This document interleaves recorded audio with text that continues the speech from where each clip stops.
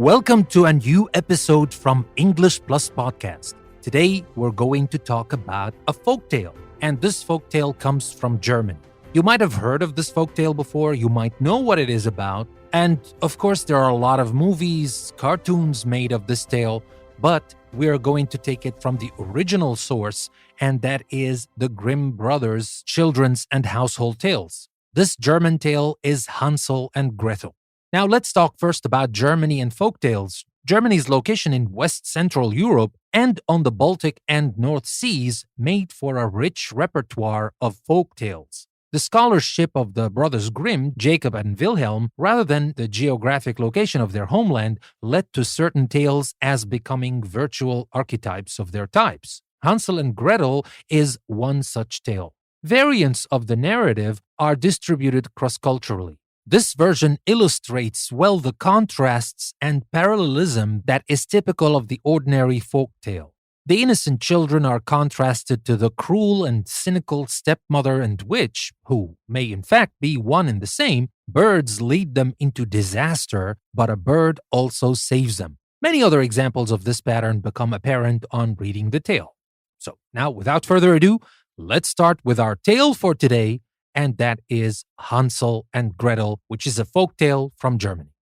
Once upon a time, there dwelt on the outskirts of a large forest a poor woodcutter with his wife and 2 children. The boy was called Hansel and the girl Gretel. He had always little enough to live on, and once, when there was a great famine in the land, he couldn't even provide them with daily bread. One night, as he was tossing about in bed, full of cares and worry, he sighed and said to his wife, "What's to become of us? How are we to support our poor children, now that we have nothing more for ourselves?"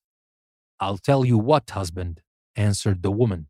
"Early tomorrow morning we'll take the children out into the thickest part of the wood.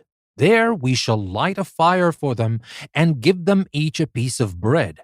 Then we'll go on to our work and leave them alone. They won't be able to find their way back home, and we shall thus be rid of them." "No, wife," said her husband. "That I won't do. How could I find it in my heart to leave my children alone in the wood? The wild beasts would soon come and tear them to pieces." "Oh, you fool," said she. "Then we must all 4 die of hunger, and you may just as well go and plane the boards for our coffins." And she left him no peace till he consented. "But I can't help feeling sorry for the poor children," added the husband. The children, too, had not been able to sleep for hunger, and had heard what their stepmother had said to their father. Gretel wept bitterly and spoke to Hansel. "Now it's all up with us." "No, no, Gretel," said Hansel. "Don't fret yourself. I'll be able to find a way to escape. No fear." And when the old people had fallen asleep, he got up, slipped on his little coat, opened the back door, and stole out. The moon was shining clearly, and the white pebbles which lay in front of the house glittered like bits of silver. Hansel bent down and filled his pocket with as many of them as he could cram in. Then he went back and said to Gretel, "Be comforted, my dear little sister, and go to sleep. God will not desert us." And he lay down in bed again. At daybreak, even before the sun was up, the woman came and woke the 2 children. "Get up, you lie-a-beds. We're all going to the forest to fetch wood." She gave them each a bit of bread and said, "There's something for your luncheon, but don't you eat it up before, for it's all you'll get." Gretel took the bread under her apron, as Hansel had the stones in his pocket. Then they all set out together on the way to the forest. After they had walked for a little, Hansel stood still and looked back at the house, and this maneuver he repeated again and again. His father observed him and said, "Hansel, what are you gazing at there, and why do you always remain behind? Take care and don't lose your footing." "Oh, father," said Hansel, "I am looking back at my white kitten, which is sitting on the roof waving me a farewell." The woman exclaimed, "What a donkey you are! This isn't your kitten, that's the morning sun shining on the chimney." But Hansel had not looked back at his kitten, but had always dropped one of the white pebbles out of his pocket onto the path. When they had reached the middle of the forest, the father said, "Now, children, go and fetch a lot of wood, and I'll light a fire that you may not feel cold." Hansel and Gretel heaped up brushwood till they had made a pile nearly the size of a small hill. The brushwood was set fire to, and when the flames leaped high, the woman said, "Now lie down at the fire, children, and rest yourselves. We are going into the forest to cut down wood. When we've finished, we'll come back and fetch you." Hansel and Gretel sat down beside the fire and at midday ate their little bits of bread. They heard the strokes of the axe, so they thought their father was quite near. But it was no axe they heard, but a bough he had tied on a dead tree, and that was blown about by the wind. And when they had sat for a long time, their eyes closed with fatigue, and they fell fast asleep. When they awoke at last, it was pitch dark. Gretel began to cry and said, "How are we ever to get out of the wood?" But Hansel comforted her. "Wait a bit," he said, "till the moon is up, and then we'll find our way sure enough." And when the full moon had risen, he took his sister by the hand and followed the pebble, which shone like new 3 penny bits, and showed them the path. They walked on through the night, and at daybreak reached their father's house again. They knocked at the door, and when the woman opened it, she exclaimed, "You naughty children, what a time you've slept in the wood! We thought you were never going to come back." But the father rejoiced, for his conscience had reproached him for leaving his children behind by themselves.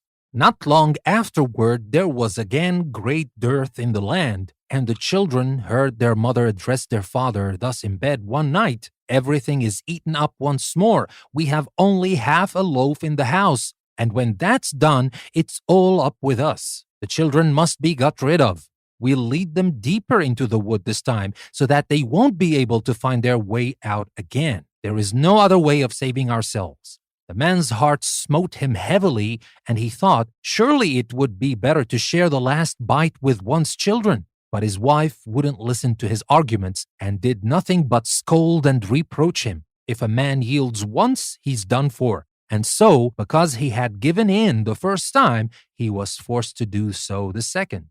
But the children were awake and had heard the conversation. When the old people were asleep, Hansel got up and wanted to go out and pick up pebbles again, as he had done the first time. But the woman had barred the door, and Hansel couldn't get out. But he consoled his little sister and said, "Don't cry, Gretel, and sleep peacefully, for God is sure to help us." At early dawn, the woman came and made the children get up. They received their bit of bread, but it was even smaller than the time before. On the way to the wood, Hansel crumbled it in his pocket, and every few minutes he stood still and dropped a crumb on the ground.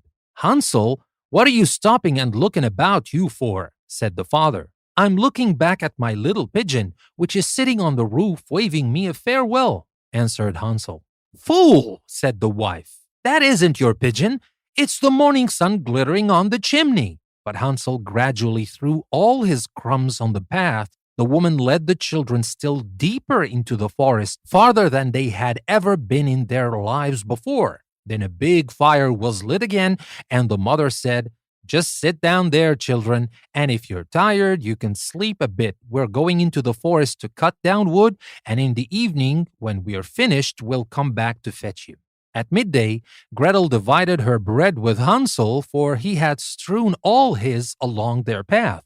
Then they fell asleep, and evening passed away, but nobody came to the poor children. They didn't awake till it was pitch dark, and Hansel comforted his sister, saying, "Only wait, Gretel, till the moon rises. Then we shall see the breadcrumbs I scattered along the path. They will show us the way back to the house." When the moon appeared, they got up, but they found no crumbs, for the thousands of birds that fly about the woods and fields had picked them all up. "Never mind," said Hansel to Gretel, "you'll see we'll find a way out." But all the same, they did not. They wandered about the whole night and the next day, from morning till evening, but they could not find a path out of the wood. They were very hungry, too, for they had nothing to eat but a few berries they found growing on the ground. And at last, they were so tired that their legs refused to carry them any longer. So they lay down under a tree and fell fast asleep. On the third morning after they had left their father's house, they set about their wandering again, but only got deeper and deeper into the wood, and now they felt that if help did not come to them soon, they must perish. At midday, they saw a beautiful little snow-white bird sitting on a branch which sang so sweetly that they stopped still and listened to it. And when its song was finished, it flapped its wings and flew on in front of them. They followed it and came to a little house on the roof of which it perched. And when they came quite near, they saw that the cottage was made of bread and roofed with cakes, while the window was made of transparent sugar.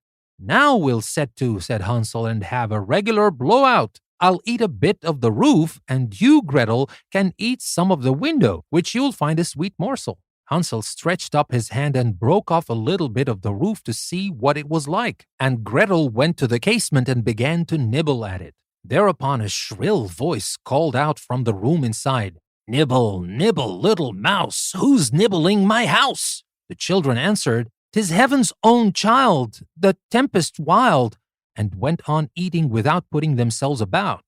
Hansel, who thoroughly appreciated the roof, tore down a big bit of it, while Gretel pushed out a whole round window pane and sat down the better to enjoy it. Suddenly the door opened, and an ancient dame leaning on a staff hobbled out. Hansel and Gretel were so terrified that they let what they had in their hands fall. But the old woman shook her head and said, "Oh no, you dear children, who led you here? Just come in and stay with me. No ill shall befall you." She took them both by the hand and led them into the house and laid a most sumptuous dinner before them, milk and sugared pancakes with apples and nuts. After they had finished, 2 beautiful little white beds were prepared for them, and when Hansel and Gretel lay down in them, they felt as if they had got into heaven. The old woman had appeared to be most friendly, but she was really an old witch who had waylaid the children and had only built the little bread house in order to lure them in. When anyone came into her power, she killed, cooked, and ate him, and held a regular feast day for the occasion. Now witches have red eyes and cannot see far, but like beasts, they have a keen sense of smell and know when human beings pass by. When Hansel and Gretel fell into her hands, she laughed maliciously and said jeeringly, "I've got them now. They shan't escape me." Early in the morning, before the children were awake, she rose up, and when she saw them both sleeping so peacefully with their round, rosy cheeks, she muttered to herself, "That'll be a dainty bite." Then she seized Hansel with her bony hand and carried him into a little stable and barred the door on him. He might scream as much as he liked, it did him no good. Then she went to Gretel, shook her till she awoke, and cried, "Get up, you lazy bones! Fetch water and cook something for your brother. When he's fat, I'll eat him." Gretel began to cry bitterly, but it was of no use. She had to do what the wicked witch bade her. So the best food was cooked for poor Hansel, but Gretel got nothing but crab shells. Every morning, the old woman hobbled out to the stable and cried, "Hansel, put out your finger that I might feel if you are getting fat." But Hansel always stretched out a bone, and the old dame, whose eyes were dim, couldn't see it, and thinking always it was Hansel's finger, wondered why he fattened so slowly. When 4 weeks had passed and Hansel still remained thin, she lost her patience and determined to wait no longer. "Hi, Gretel," she called to the girl. "Be quick and get some water. Hansel may be fat or thin. I'm going to kill him tomorrow and cook him." Oh, how the poor little sister sobbed as she carried the water, and how the tears rolled down her cheeks. "Kind heaven help us now," she cried. "If only the wild beasts in the wood had eaten us, then at least we should have died together." "Just hold your peace," said the old hag. "It won't help you." Early in the morning, Gretel had to go out and hang up the kettle full of water and light the fire. "First we'll bake," said the old dame. "I've heated the oven already and kneaded the dough." She pushed Gretel out to the oven, from which fiery flames were already issuing. "Creep in," said the witch, "and see if it's properly heated so that we can shove in the bread." For when she had got Gretel in, she meant to close the oven and let the girl bake, that she might eat her up too. But Gretel perceived her intention and said, I don't know how I'm to do it. How do I get in? You silly goose, said the hag. The opening is big enough. See, I could get in myself. And she crawled toward it and poked her head into the oven. Then Gretel gave her a shove that sent her right in, shut the iron door, and drew the bolt. Gracious! How she yelled! It was quite horrible, but Gretel fled, and the wretched old woman was left to perish miserably. Gretel flew straight to Hansel, opened the little stable door, and cried, Hansel, we are free, the old witch is dead. Then Hansel sprang like a bird out of a cage when the door is opened. How they rejoiced, and fell on each other's necks, and jumped for joy, and kissed one another. And as they had no longer any cause for fear, they went in the old hag's house, and here they found, in every corner of the room, boxes with pearls and precious stones. These are even better than pebbles, said Hansel, and crammed his pockets full of them. And Gretel said, I too will bring something home, and she filled her apron full. But now, said Hansel, let's go and get well away from the witch's wood. When they had wandered about for some hours, they came to a big lake. We can't get over, said Hansel. I see no bridge of any sort or kind. Yes, and there's no ferry boat either, answered Gretel. But look, there swims a white duck. If I ask her, she'll help us over. And she called out, Here are two children, mournful very, seeing neither bridge nor ferry. Take us upon your white back and row us over, quack, quack. The duck swam toward them, and Hansel got on her back and bade her little sister sit beside him. No, answered Gretel, we should be too heavy a load for the duck. She shall carry us across separately. The good bird did this, and when they were landed safely on the other side and had gone for a while, the wood became more and more familiar to them, and at length they saw their father's house in the distance. Then they set off to run, and bounding into the room fell on their father's neck. The man had not passed a happy hour since he left them in the wood, but the woman had died. Gretel shook out her apron so that the pearls and precious stones rolled about the room, and Hansel threw down one handful after the other out of his pocket. Thus all their troubles were ended, and they lived happily ever afterward. So, that was the story of Hansel and Gretel. I hope you liked the story. Well, it might be a little bit childish, but essentially we're all children at heart. And I believe that we should go back to these stories that show innocence and simple things, and not always those complicated materialistic things in life. That's my opinion anyway. I hope you liked the story. And let me tell you that there's a link that will take you to a custom post created for this episode. If you would like to find the story itself, you can read it while you're listening or read it on your own. It's up to you. But take the link, go to our website, EnglishPlusPodcast.com. You will find a lot of interesting things that we add for every single episode we create. Sometimes we create interactive activities, PDF downloadable worksheets, transcripts, anything that may help you bring your English to the next level and enjoy, of course. English Plus is about learning and enjoyment. So I hope you learned something, and I hope you enjoyed the episode. This is your host, Danny. Thank you very much for listening to another episode from English Plus Podcast. I will see you next time.